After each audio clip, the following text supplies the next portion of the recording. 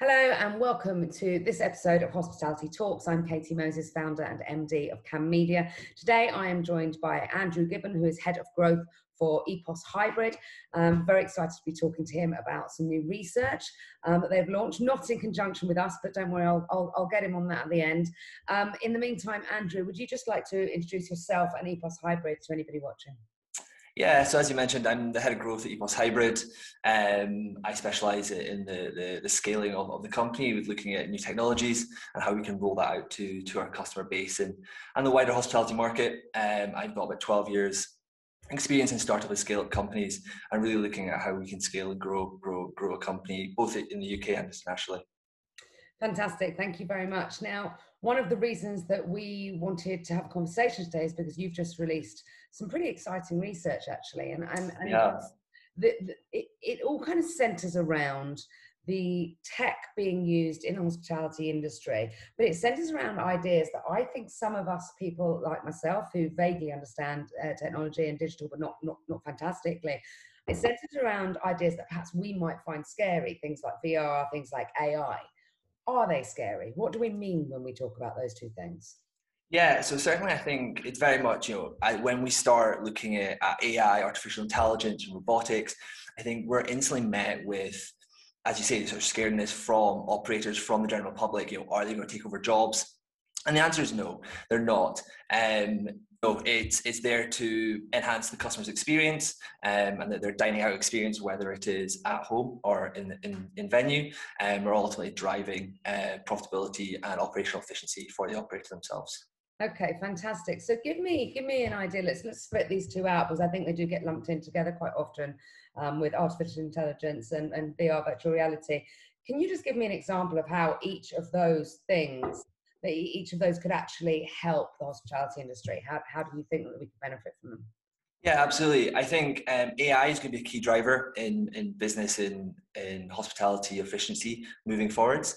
A really good example of AI is, we look at the likes of your Domino's, your Deliveroo's, your Just Eat. They have their general apps that they use, and you go in and you order your meal. But typically you might be browsing, you might not know what you want to eat or what you really fancy for dinner that night. But the artificial intelligence behind the apps is sitting there and it knows what you like. It knows your tastes. It knows what you've ordered most of. So it will intelligently make recommendations to the consumer based on their buying habits, what they bought previously at that day, at that time, what's their favorite type of food. And quite a lot of the time, the AI will probably know what you want to eat better than you do because it's making decisions and making recommendations based on previous buying habits. Mm-hmm. Okay. And looking at robotics, robotics at this point in time plays a smaller role in the hospitality industry at this point of time.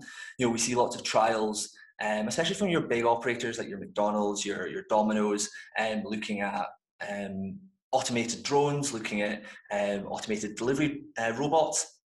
And that's certainly something that is certainly being tested in the UK. There's a big test in Milton Keynes at the moment where a little robot will collect your pizza and drive it to your front door. And that's really exciting, and there is a consumer demand for that. There's a lot of efficiencies that can be benefited. Lower delivery charges, you don't need a physical human going to deliver the food. Is it going to be mainstream? I mean, that technology is always going to be reserved for the large players. Your small independents are never going to be able to afford all these robots coming to collect the food and deliver it. So at the moment, it's playing a smaller role in hospitality, but I think robotics is going to be a key growth area moving forwards. But I think it is going to be in the delivery of the food rather than the food preparation itself. Okay, that's interesting. So the robots are definitely not coming to take our jobs, which is... I don't think so. I think the chefs and the waiters are safe at this point in time. That's very reassuring. I think that sometimes we can get caught up in this idea, in that idea of the robots coming to take over the world, when actually, if we use technology well, then actually what it should do is free up actual human beings to help with the customer service and the customer experience overall. We actually did some research a couple of years ago that told us that only around 46% of people thought that hospitality was using technology well enough. And I've seen in your research that I think it was around 27% said that they don't think that we're making enough of technology, and that it was better in sort of the hotels than it was the pubs, for example. Can you just take us through a little bit about that? What are we not using that we could be, and why is it that areas like hotels are doing better than areas such as pubs? Yeah, I definitely think the adoption of technology in hospitality has been slow in the uptake.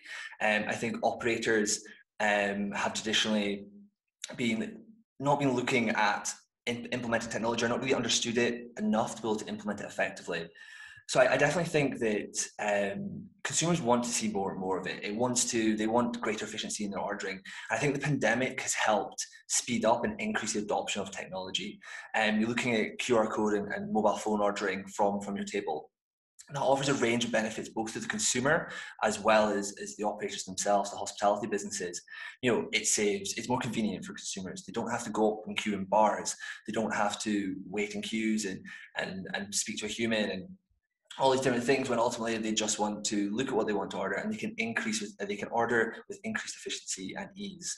So there's less demand on staff for the operator, and as a result, we see operators' average sale prices increasing because the general public aren't pressured in ordering. You've got that moment where a waiter comes up, what do you want? And you're panicked looking at the menu, I'm not sure.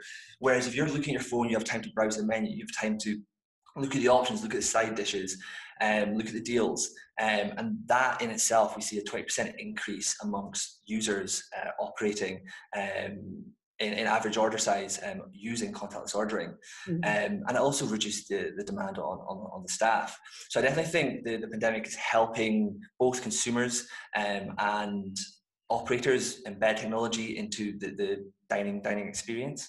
And consumers certainly want to see more of that as the pandemic disappears, but also as we progress and move forward. I think we saw that 46% of consumers want to see mobile ordering continue to be used after the pandemic as well. Yeah, we've got research that says very, very similarly to that. So talk me through then, if there's an operator watching who's thinking, right, all very well and good, Andrew, but what are the key products that I need? What are the trends that are not fads? What's here to stay? What would you say? Yeah, absolutely. I think one of the biggest things at the moment, I think if you're looking for the key trends, I think you always look to the large operators. You always look at the market leaders, your big chains, your McDonald's, your Domino's, what are they doing? And so the technology they're using now will always, if it's successful, it will filter down. I think customer self-checkout is a really good example of that. McDonald's introduced customer self-checkouts 5 years ago, and because they were so successful, they've rolled them out to all their stores. Burger King, KFC followed suit. And now the technology is advancing, the costs are coming down, and we are going to see it feature on our high street more often. Traditionally a self-checkout originally was £5,000-6,000. They're now sub £1,000. So they're a lot more affordable for SMBs at the moment. So I definitely think that's one of the key trends over the next sort of 12 to 24 months is the introduction and use of customer self-checkout throughout both your takeaway businesses, but also your restaurants and bars and things as well, or quick service businesses. So essentially, what we're looking at here in hospitality is because of the increasing proliferation, easy for you to say, Katy, of the use of this technology. What that means is that the cost of it is coming down, which means it's more affordable, which means it's becoming more well used, which means the consumer is getting more used to it. So it's kind of the opposite of a vicious circle, really, isn't it? It's a happy circle in so much as that the more we do it, the more the consumer gets used to it, the more the consumer wants, the more that time can be freed up for that customer experience. And so overall then, if you're looking at the industry, we know that consumers are looking for tech more. We know there's been a massive amount of order and pay apps that are now available. Is there anything else where we're missing a trick? I think efficiency and how we operate our businesses. I think quite a lot of operators there's quite a lot of manual processes and mistakes being made. And if we can rely on technology that little bit more, not only can we reduce those errors, we can also increase the speed of service as well. So even simple things like making sure your front of house is fully connected to your kitchen, and making sure your reporting is accurate, making sure you've got one platform that controls and monitors everything, and that delivers greater efficiency to the business. And with that greater efficiency comes a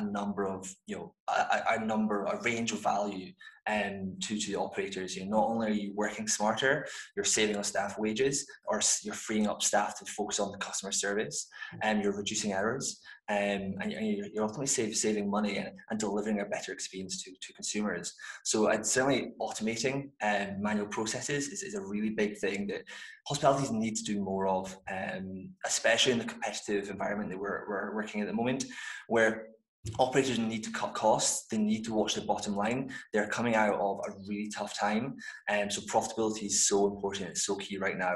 So a way of driving an increase in that bottom line is through automating your processes. Brilliant. Well, thank you very much. And that leads back to a phrase that I always say, which is that there's no point having tech for tech's sake. It needs to improve the customer experience.